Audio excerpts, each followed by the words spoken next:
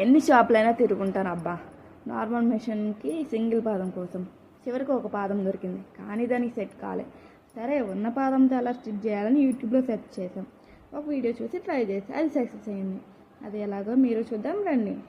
ఏం లేదండి, టెస్టర్ లేదా స్క్రూ డ్రైవర్ తీసుకుని నేను వీడియోలో చూపిస్తాను చూసారా, అలా పాదాన్ని అటు ఇటు మూవ్ చేసుకుని కరెక్ట్గా సెట్ చేసుకోవాలన్నమాట. సూది పాదం మీద పడకూడదు, అలాగే పైపింగ్ థ్రెడ్ దాంట్లో కరెక్ట్గా సెట్ అవ్వాలి.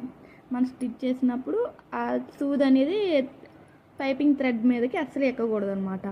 అలా పక్కకు వచ్చేటట్టుగా పాదాన్ని సెట్ చేసుకుంది. తర్వాత ఏముంది, జస్ట్ క్లాత్ తీసుకొని ఆ పైపింగ్ థ్రెడ్ పెట్టి ఇలాగా ఒక స్టిచ్ వేసుకుని దాన్ని బ్లౌజ్కి అటాచ్ చేసుకుంటే ఎంత నీట్గా పర్ఫెక్ట్గా వస్తుంది అనమాట. బొటిక్స్లో లాగా సింగిల్ పాదంతో కుట్టిన దానికన్నా నీట్గా వస్తుంది.